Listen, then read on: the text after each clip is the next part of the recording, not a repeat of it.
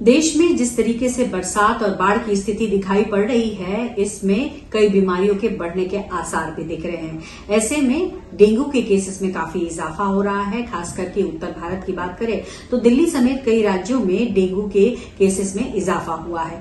ऐसे में इस वक्त हम पहुंचे हैं all India institute of Ayurveda और यहाँ ये समझने आए हैं कि एलोपैथिक के अलावा आयुर्वेद किस तरीके से डेंगू का इलाज करता है। हमारे साथ हैं डॉक्टर अलका कपूर। आइए सीधे उनसे बात करते हैं। मैम, जैसे मैंने कहा कि एलोपैथिक के अलावा आयुर्वेद के जरिए भी डेंगू का इलाज होता है, लेकिन किस तरीके से होता है, क्या करना चाहिए, वो हमारे दर्शकों को बताएं।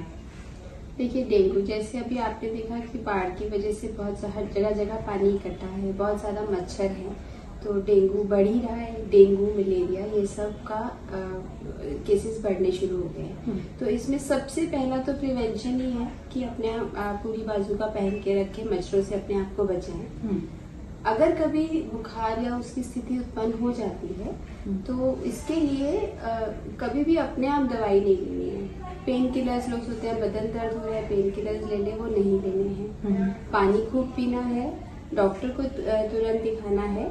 हम कई ऐसी औषधियाँ उपलब्ध हैं जिससे हम आयुर्वेद के थ्रू डेंगू का इलाज करते हैं, जैसे गिलोय है, पपीते के पत्ते का रस है। इसके अलावा सिम्टम्स के अकॉर्डिंग महासुदर्शन घनवटी है, सिम्टम्स के अकॉर्डिंग डॉक्टर्स इसकी दवाई देते हैं। बट सबसे पहला यह है कि अपने आप कोई भी उठा के पेन किलर नहीं लेनी। प्लेटलेट्स कम होते हैं, कुछ ऐसी दवाइयाँ बाहर होती हैं जिसकी वजह से प्लेटलेट्स और ज्यादा टूटने लगते हैं। तो चिकित्सक से परामर्श, जी बिल्कुल, चिकित्सक से परामर्श करना है। कोई भी बीमारी हो, सबसे पहले यही समझने की जरूरत है कि अपने आप उपचार न करें, डॉक्टर की सलाह लें।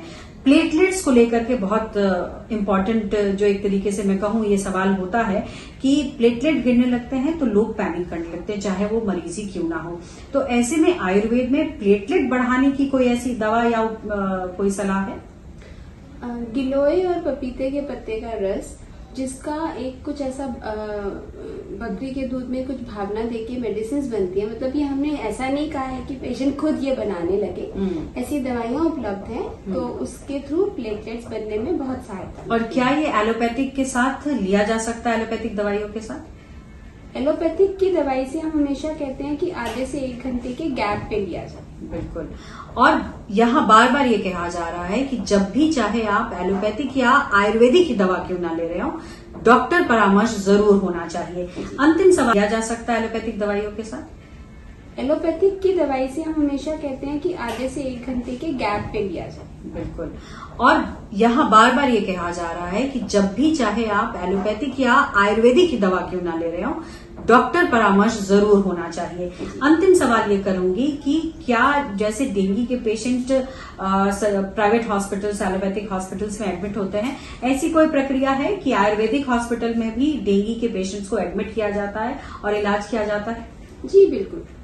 डेंगू के केसेस अगर माइल्ड डेंगू होता है वो तो हम ओपीडी बेसिस पे दवाई देके उसको ठीक किया जा सकता है, लेकिन कुछ पेशेंट्स ऐसे होते हैं जिसमें ब्लीडिंग के केसेस या कुछ में डेंगू का बहुत ज्यादा दिखता है, शॉक सिंड्रोम कहते हैं, तो उन पेशेंट्स को यहाँ एडमिट किया जा सकता है। तो देखिए, बहुत महत्वपूर्ण जानकारी इसलिए है क्योंकि जब डेंगू के केसेस में इजाफा बहुत ज्यादा हो जाता है तो लोग परेशान और इधर उधर भटकने लगते हैं। ऐसे में आयुर्वेद में भी इसका इलाज है। आयुर्वेदिक अस्पताल में भी आप एडमिट हो सकते हैं और वहां इलाज करा सकते हैं और यहाँ पर ठीक होकर अपने घर वापस भी जा सकते हैं। तो ऐसे में सबसे पहले ये समझिए कि prevention is always better than cure. इसीलिए सबसे पहले अपने आप को इससे बचाइए और अगर डेंगू के शिकार भी हो जाते हैं तो एलोपैथिक के साथ साथ आयुर्वेद में भी ऐसे कई विधि हैं जिससे कि आपको बचाया जा सकता है। पल्लवी छाप, दिल्ली न्यूज 24।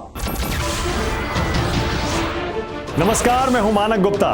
अगर आपको हमारा ये वीडियो पसंद आया हो तो इसे लाइक और शेयर जरूर करें और हाँ, हमें सब्सक्राइब और फॉलो करना ना भूलें ताकि आप देश और दुनिया की कोई खबर मिस ना करें। तो जुड़े रहिए हमारे साथ और देखते रहिए न्यूज 24।